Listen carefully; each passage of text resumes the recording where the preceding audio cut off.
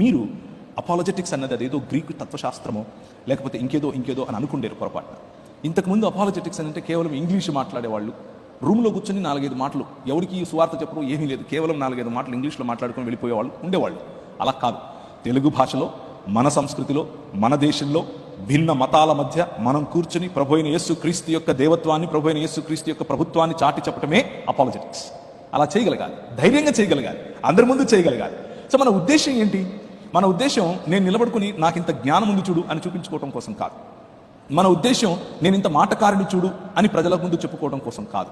మన ఉద్దేశం వాదనను గెలవటం కాదు. మన ఉద్దేశం వ్యక్తిని గెలవటం. మన ఉద్దేశం ప్రేమను చాటి చెప్పటం. మన ఉద్దేశం మన రాజు, ఆ రాజుకు తగినటువంటి మాటలను చెప్పటం, ఆ రాజుకు తగినటువంటి హుందాతనంతో క్రీస్తు ప్రేమను చెప్పటం. హుందాతనం మర్చిపోయి లోకల్గా చాలా చిన్న మెదడుతో తప్పుడు భాష మాట్లాడుతూ ఎవరైనా మీతో మాట్లాడితే వాళ్ళకు మళ్ళీ మీరు అలాగే తప్పుడు భాషతో చిన్న మెదడుతో మీరు ఇంటరాక్ట్ అయితే you are not representing your king. మీరు మీ ప్రభువును, మీ రాజును మీరు రిప్రజెంట్ చేయటం లేదు. అక్కడ సరిగ్గా రిప్రజెంట్ చేయాలి. You need to be prepared to do that. సమాజాన్ని తిట్టడం కాదు అపాలజెటిక్స్ అని అంటే, వివిధ మతాలను తిట్టడం కాదు అపాలజెటిక్స్ అని అంటే, క్రీస్తును సరిగ్గా రిప్రజెంట్ చేయటం, ఆయన భావజాలాన్ని సరిగ్గా రిప్రజెంట్ చేయటం, అలాగే మన నిరీక్షణను గురించి రిప్రజెంట్ చేయటం.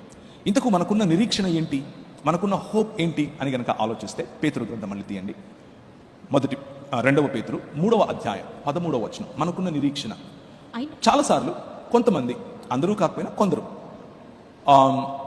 చెప్పిన సువార్త యొక్క ప్రధాన ఉద్దేశం ఈ ప్రపంచాన్ని విడిచిపెట్టి ఇంకెక్కడికో వెళ్ళిపోవటం అని అనుకుంటారు. ఏదో కొత్త లోకం ఉంది, ఆ లోకంలోనికి వెళ్ళిపోవటం అని అనుకుంటారు.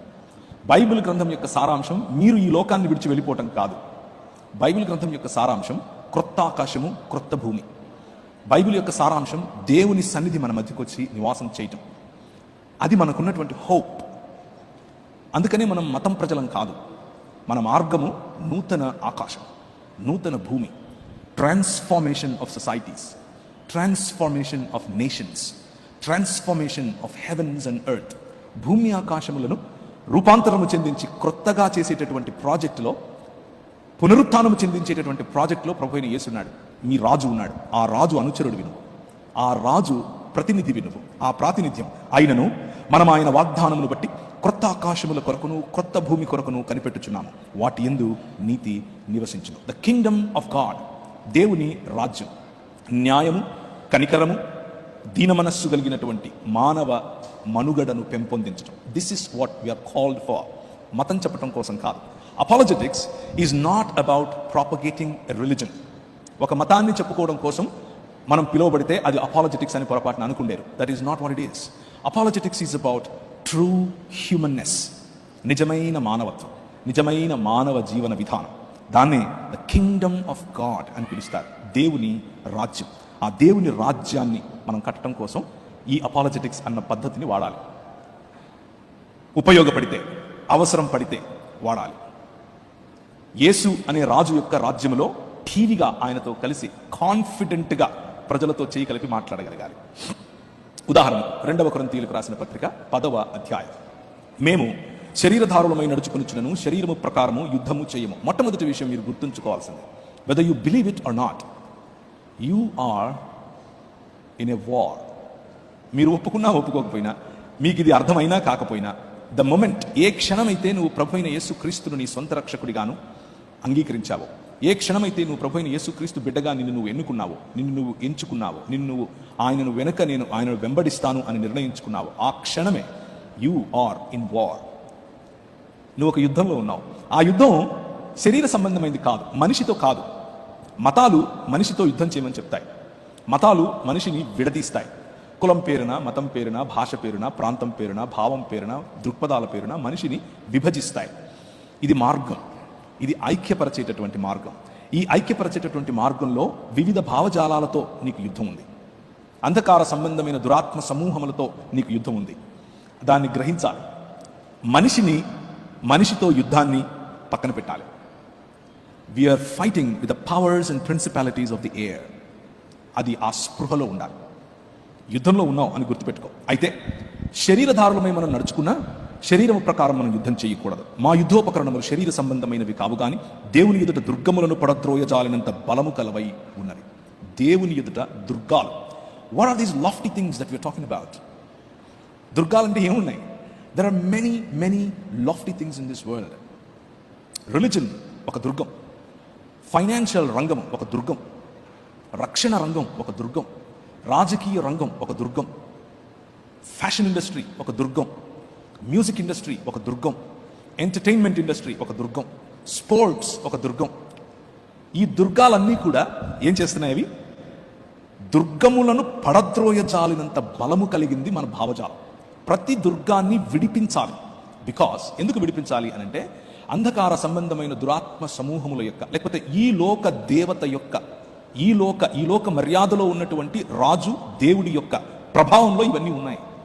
ఆ ప్రభావం నుంచి వీటిని విడిపించాలి. That is what apologetics is. Apologetics అనంటే నోరేసుకుని వాగటం కాదు. It's about a bigger thought. It's about larger than life అన్నటువంటి ఆలోచన. Thinking about your king every single time. Representing your king in every sphere and walk of life లైఫ్. ప్రతి ఇండస్ట్రీలో కూర్చున్న వాళ్ళు, గవర్నమెంట్ ఉద్యోగులు అయితే అక్కడ, ఇంజనీరింగ్ చేస్తే అక్కడ, పోలీస్ ఉద్యోగంలో ఉంటే అక్కడ, రక్షణ రంగంలో ఉంటే అక్కడ, టెక్నాలజీలో ఉంటే అక్కడ, మ్యూజిక్లో ఉంటే అక్కడ, ప్రతి చోట కూడా ప్రభు అయిన యేసు క్రీస్తు యొక్క ప్రభుత్వాన్ని చాటి చెప్పాలి.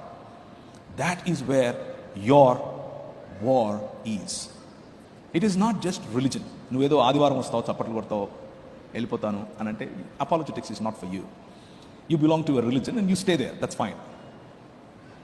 బట్ ఇఫ్ నువ్వు ఈ మతానికి పైగా క్రీస్తు అనే రాజుకు అనుచరుడిగా, క్రీస్తు అనే రాజుకు ప్రతినిధిగా బ్రతకాలి అని అనుకుంటే, మేము వితర్కములను, దేవుని గురించిన జ్ఞానమును అడ్డగించు ప్రతి ఆటంకమును పడద్రోసి ప్రతి ఆలోచనకు క్రీస్తుకు లోబడినట్లు చెరపట్టి మీరు సంపూర్ణ విధేయత కనపరుచినప్పుడు సమస్తమైన అవిధేయతకు ప్రతిదండన చేయ సిద్ధపడి ఉన్నాము అని పౌలు అంటున్నాడు కదా.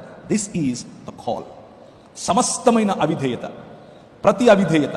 It is not just about నువ్వు ప్రార్థన చేయలేదే, నువ్వు బైబిల్ చదువుకోలేదే, నీ బట్టలు చిరిగిపోయి ఉన్నాయే, నీ కటింగ్ ఏంటి అలా ఉంది. This is not where our focus should be. Our focus should be on much larger things.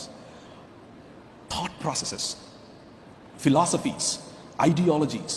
Look at your generation Z. మీ జన్ జీలను చూడండి ఒకసారి, మీ పిల్లల్ని. అంటే 2000 తర్వాత పుట్టిన వాళ్ళని ఒకసారి గమనించండి. ఇప్పుడు జెన్ జీ అయిపోయి జెన్ ఆల్ఫా వచ్చేసింది. అది 2020 నుంచి పుట్టిన వాళ్ళందరూ జెన్ ఆల్ఫా కిందికి లెక్క. ఇప్పుడు మళ్ళీ కొత్తగా నాకు ఒకరు చెప్పారు, జెన్ ఆల్ఫా కూడా అయిపోయిందన్న, బీటా వచ్చింది అంటున్నారు. Whatever it is, look at them. వాళ్ళ ఆలోచన చూడండి. What kind of influence that they are going through. Using entertainment, using music, using technology, using artificial intelligence. వాళ్ళ ఆలోచనలు ఎలాంటి చోటు ఉన్నాయి అని అంటే, స్కూల్స్లో చెప్పేటటువంటి మాటలు ఏంటి అని అంటే, ఉదాహరణకు జస్ట్ ఉదాహరణ చెప్తాను, చాలా ఉన్నాయి.